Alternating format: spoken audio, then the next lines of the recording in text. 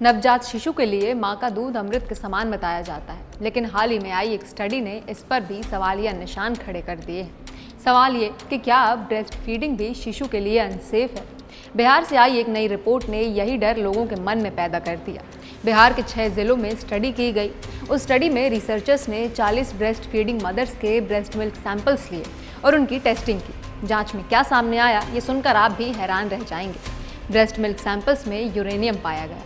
इस स्टडी के सामने आते ही लोगों में डर बढ़ा कि क्या बच्चों के लिए अब ब्रेस्ट फीडिंग भी रिस्की है, और आखिर ब्रेस्ट मिल्क में यह यूरेनियम कैसे पाया गया। मेरा नाम है खुशबू और आप देख रहे हैं जस्ट। ब्रेस्ट मिल्क को लेकर पटना के महावीर कैंसर संस्थान, लवली प्रोफेशनल यूनिवर्सिटी और निफर हाजीपुर और कुछ दूसरे संस्थानों ने मिलकर रिसर्च की। स्टडी में 17 से 35 साल की उम्र की 40 महिलाओं के ब्रेस्ट मिल्क सैंपल्स लिए गए थे, जो बिहार के 6 जिलों भोजपुर, समस्तीपुर, बेगूसराय, खगड़िया, कटिहार और नालंदा से थी। इन महिलाओं से उनकी ब्रेस्ट फीडिंग हैबिट्स, बच्चे की ग्रोथ और रहने की जगह के बारे में डिटेल्स में बातचीत की गई। जब सैंपल्स को टेस्ट किया गया, हर सैंपल में यूरेनियम पाया गया। स्टडी में जिन 40 महिलाओं के ब्रेस्ट मिल्क सैंपल्स लिए गए थे, उनमें डिस्ट्रिक्ट वाइज कंटामिनेशन अलग अलग निकली। खगड़िया में सबसे ज़्यादा एवरेज यूरेनियम लेवल पाया गया, जबकि नालंदा में ये सबसे कम था। कटिहार के सैंपल्स में एक जगह यूरेनियम का हाईएस्ट पीक 5.25 माइक्रोग्राम्स पर लीटर पाया गया। जब रिसर्चर्स ने इस डेटा को मैप्स पर दिखाया तो पता चला कि कंटामिनेशन पूरे रीजन में फैला हुआ है, जो इस तरफ इशारा करता है कि ये ग्राउंड वाटर कंटामिनेशन का नतीजा हो सकता है। ग्राउंड वाटर में यूरेनियम कंटामिनेशन का मतलब है कि ज़मीन के नीचे मौजूद पानी में यूरेनियम नाम का रेडियो एक्टिव और हेवी मेटल एलिमेंट होना। ये पानी जो लोग रोज़ पीते हैं या खाना बनाने में इस्तेमाल करते हैं, धीरे धीरे शरीर में जा सकता है और लंबे समय तक ऐसे पानी को पीने से हेल्थ रिस्क बढ़ जाते हैं। रिसर्चर्स ने अपनी पहले की स्टडी में पाया था कि बिहार के कई हिस्सों में ग्राउंड वाटर में यूरेनियम लेवल WHO की सेफ लिमिट से कई गुना ज़्यादा है, और यही कंटामिनेटेड वाटर रोज़ पीने के पानी और फूड चेन के जरिए शरीर में जा सकता है। WHO ने ड्रिंकिंग वाटर में यूरेनियम के लिए एक सेफ लिमिट दी है, जो 30 माइक्रोग्राम पर लीटर है। रिसर्चर्स ने ये जानने के लिए जांच की कि ब्रेस्ट मिल्क में यूरेनियम बच्चों पर कितना असर डाल सकता है। एक स्टैटिस्टिकल तरीके से 10,000 बार कैलकुलेशंस करके एस्टिमेट निकाला गया कि लगभग 70% इन्फेंट्स में यूरेनियम की वजह से नॉन कैंसर हेल्थ रिस्क के चांसेस हो सकते हैं। इसका मतलब ये नहीं कि बच्चे बीमार हैं, बल्कि मॉडल के हिसाब से उनकी सेंसिटिविटी के कारण उनकी हेल्थ को रिस्क हो सकता है। इन्फेंट्स का बॉडी वेट कम होता है, ऑर्गन्स डेवलपिंग होते हैं और हैवी मेटल्स को फ्लश आउट करने की कैपेसिटी भी एडल्ट्स जैसी नहीं होती, इसलिए यूरेनियम के छोटे से एक्सपोजर का भी असर उन पर ज़्यादा बड़ा माना जाता है। यूरेनियम के इमीडिएट नुकसान रेडियो एक्टिविटी से नहीं, बल्कि उसकी केमिकल टॉक्सिसिटी से होते हैं। ये किडनी को अफेक्ट कर सकता है, न्यूरोलॉजिकल डेवलपमेंट को स्लो कर सकता है या उनके व्यवहार में बदलाव आने के चांसेस बढ़ सकते हैं। लेकिन स्टडी ने जैसे ही लोगों के बीच चिंता बढ़ाई और बिहार में ग्राउंड वाटर कंटामिनेशन को लेकर सवाल खड़े होने लगे, कई एक्सपर्ट्स ने इसे लेकर एक आर्ग्यूमेंट दिया कि इस तरह की खबरें ब्रेस्ट फीडिंग को लेकर अननेसेसरी फियर पैदा कर रही हैं। स्टडी ने एक इम्पॉर्टेंट क्लैरिफिकेशन दिया कि ग्राउंड वाटर में यूरेनियम लेवल बहुत ज़्यादा हो सकता है, लेकिन ब्रेस्ट मिल्क में यूरेनियम लो माइक्रोग्राम रेंज में मिला है। ग्लोबल स्टडीज़ भी यही दिखाती हैं कि यूरेनियम बॉडी में बोन्स और किडनीज में ज़्यादा एक्यूमुलेट होता है, ब्रेस्ट मिल्क में नहीं। यानी breast milk contamination recent exposure की वजह से होती है, लॉन्ग टर्म स्टोरेज की वजह से नहीं। तो क्या मदर्स को ब्रेस्ट फीडिंग बंद कर देनी चाहिए? कुछ एक्सपर्ट्स और स्टडीज़ के हिसाब से नहीं। रिसर्चर्स के मुताबिक ब्रेस्ट फीडिंग को रोकने की कोई ज़रूरत नहीं है। ब्रेस्ट फीडिंग अब भी इन्फेंट्स के लिए सबसे सुरक्षित और सबसे ज़रूरी न्यूट्रिशन सोर्स है। यूरेनियम का जो लेवल ब्रेस्ट मिल्क में मिला है, वो WHO के परमिसेबल लिमिट से नीचे है। WHO की ड्रिंकिंग वाटर गाइडलाइंस 30 माइक्रोग्राम पर लीटर है, जबकि कई देशों में नेचुरली यूरेनियम इतना अधिक है कि उनकी लिमिट्स 100 माइक्रोग्राम पर लीटर तक है। लेकिन फिर भी वहाँ लोगों में कोई बड़ा हेल्थ इफेक्ट नहीं देखा गया।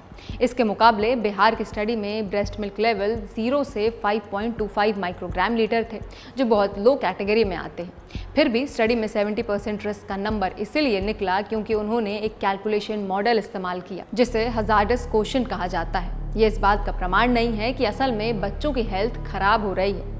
एम्स दिल्ली के डॉक्टर अशोक शर्मा ने भी कहा कि बच्चों को नुकसान हो इसके चांसेस बहुत कम हैं, क्योंकि यूरेनियम का बड़ा हिस्सा शरीर से यूरिन के जरिए निकल जाता है, ब्रेस्ट मिल्क में जमा होकर नहीं रहता। यानी ब्रेस्ट फीडिंग कंटिन्यू करनी चाहिए जब तक कोई डॉक्टर मेडिकली एडवाइस न करे। स्टडी पर सवाल इसकी मेथोडोलॉजी को लेकर भी उठ रहे हैं। एक्सपर्ट्स का कहना है कि सिर्फ 40 सैंपल से किसी डिस्ट्रिक्ट का यूरेनियम स्टेटस तय नहीं किया जा सकता। ग्राउंड वाटर मैपिंग में वैज्ञानिक लगभग 55,000 सैंपल्स इकट्ठा करते हैं, तब जाकर असल दिक्कत सामने आती है। एक और बात जिसने एक्सपर्ट्स को चौंकाया वो ये कि रिसर्चर्स ने सिर्फ ब्रेस्ट मिल्क टेस्ट किया, जबकि साइंटिफिक तरीके से एक्यूरेट यूरेनियम एक्सपोजर का पता लगाने के लिए यूरिन टेस्टिंग बेहतर तरीका होता है, लेकिन स्टडी में ये नहीं किया गया।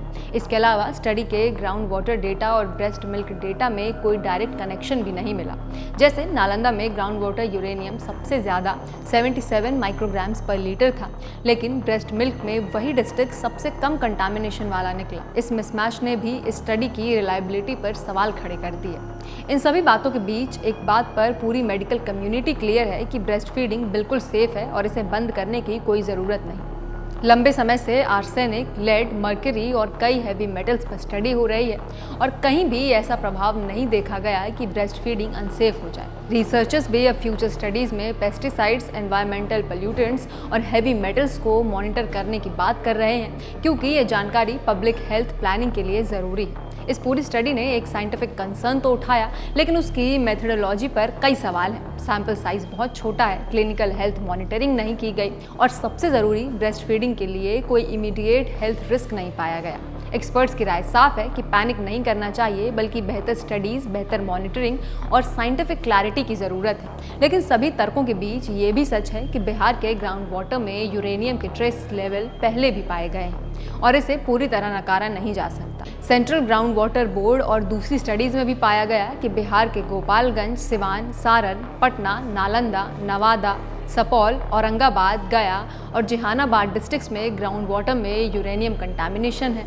यूरेनियम कीमोटॉक्सिक और नेफ्रोटॉक्सिक हैवी मेटल है, यानी हाई एक्सपोजर से किडनीज, बोन्स और दूसरे ऑर्गन्स को खतरा हो सकता है। यूरेनियम का सबसे ज़्यादा लेवल सपौल में था, 80 माइक्रोग्राम्स पर लीटर, जबकि WHO की सेफ लिमिट 30 माइक्रोग्राम पर लीटर है। पटना में ये लेवल 38 माइक्रोग्राम्स पर लीटर था। ये समस्या बिहार तक सीमित नहीं है। भारत में कुछ राज्य ऐसे हैं जहां ग्राउंड वाटर कंटामिनेशन, विशेषकर यूरेनियम या और भी कई हैवी मेटल्स को लेकर पब्लिक हेल्थ कंसर्न और स्वास्थ्य समस्याएं दर्ज की गई। CGWB की 2023 और 2024 रिपोर्ट बताती है कि पंजाब में लगभग 29% कुओं के पानी में यूरेनियम सेफ लिमिट से ऊपर है। हरियाणा देश में दूसरे स्थान पर है, जहाँ ग्राउंड वाटर में यूरेनियम कंटामिनेशन पाया गया।